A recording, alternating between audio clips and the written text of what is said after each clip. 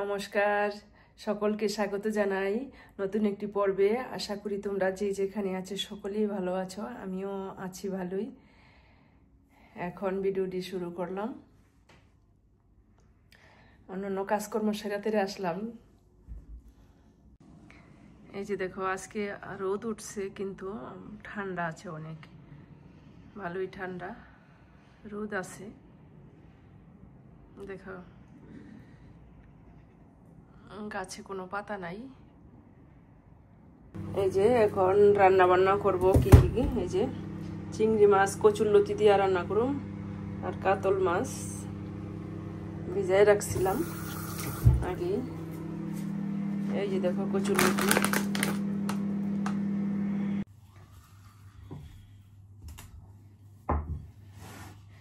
এই যে আমি এখন এই যে কচুরলতিটা সিদ্ধ বসাই দিছি, আর চিংড়ি মাছটা একটু বেছে নেই।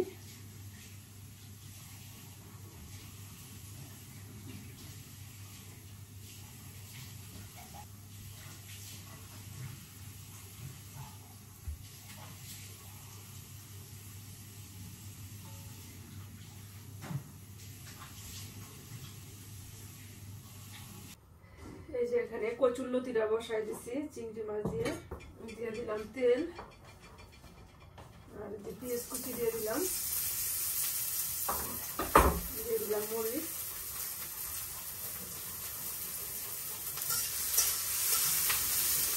এখন এটার সাথে মাছটাও দিয়ে দিই, চিংড়ি মাছটাও দিয়ে দিই, ভালো হয়ে যাক। এই যে মাছে হলুদ আর লবণ মাখায় রাখে,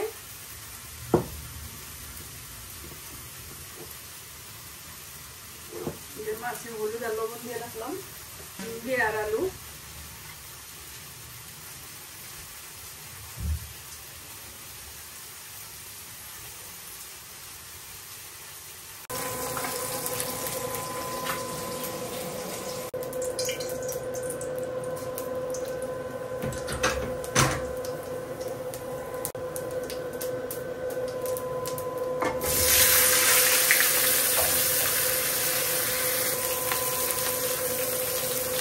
লবণ দিয়ে দিলাম,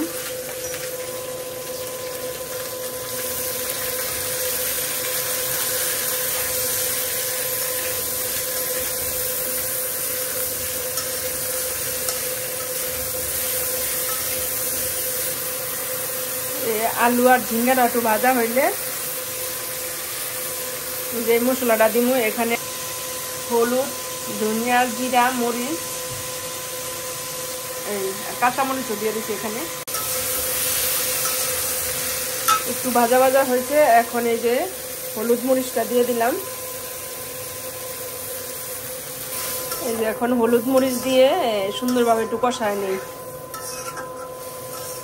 কষানো হইলে ঝোল দিয়ে দিব।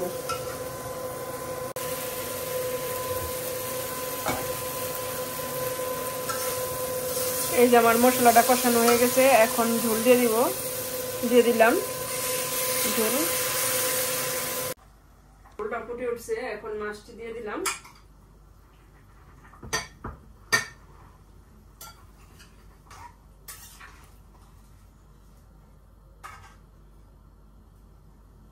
দিয়ে দিলাম মাছ, আর এখানে আছে,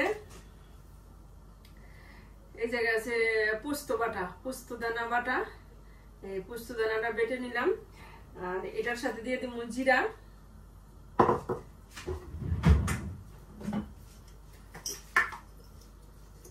এই যে জিরা, ভাজা জিরের গুঁড়ো দিয়ে দিলাম এটার মধ্যে। এটা মিক্স করে এটা মাছটার মধ্যে দিয়ে দিব। মাছটা যখন হয়ে আসব তখন নামানোর আগে দিয়া নামাই নিব পোস্ত দানা বাটা আর জিরা বাটা। রোদ থাকলে ভালো লাগে অনেক।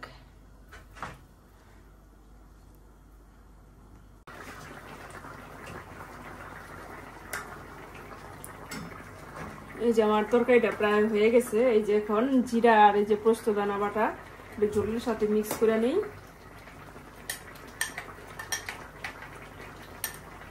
এই যে দিয়ে দিলাম এখন।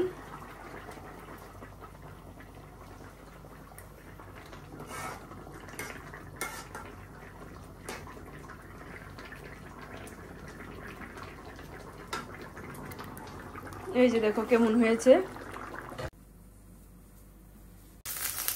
এই যে এখানে দিয়ে দিচ্ছি পেঁয়াজ কুচি, আর এই যে ফ্রোজিং করা পালং শাক, আর এখানে দিয়ে দিব ওই যে ডালের বড়াটা, মাসকালের ডালের বড়ি,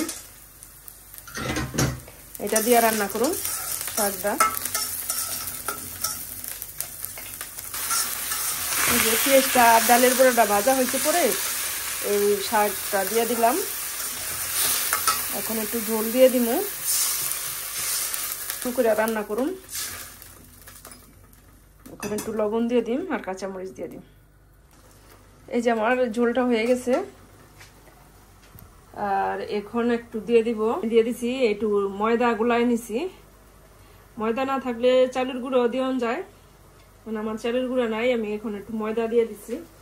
একটু জলদা গুলাইয়া তারপরে এই যে একটু সাথে মিক্স করে দিলাম। এই চালের গুঁড়াটা দেওয়ার উদ্দেশ্য এই ঝোলটা একটু সুন্দর ঘন ঘন মাখা মাখা হয়, দেখতেও সুন্দর, খাইতেও টেস্ট সুন্দর। এই যে মাখা মাখা হয়েছে, পালং শাকের ঝোল হয়ে গেছে আমার। এখন নামাই নিমু, শেষ রান্না বান্না। চলো আমরা খাওয়া দাওয়া করি গা। এই যে দেখো এখন আবার আকাশটা অন্ধকার হয়ে গেল, বৃষ্টি আয় পড়বো। অঙ্কুর ভাত খাইতে আসো।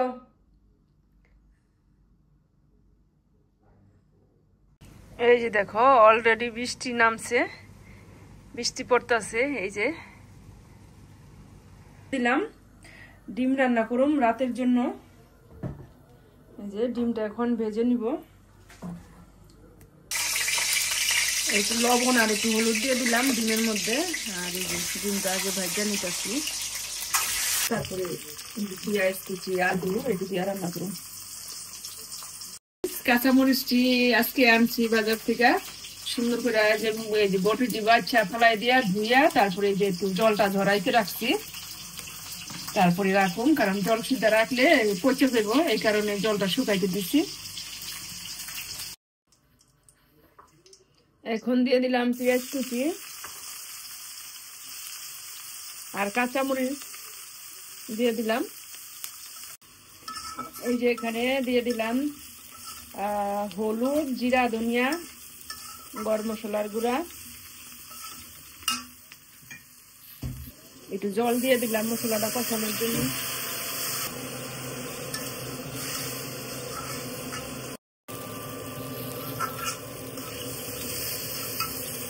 কষানো হয়ে গেছে, এখন এই যে ঝোল দিয়ে দিলাম। এই যে আমার ডিম তরকারি হয়ে গেছে, একটু ধনে পাতা দিয়ে দিলাম উপর দিয়া, আর একটু এই যে মাছের তরকারি একটু একটু গরম করে নিতেছি।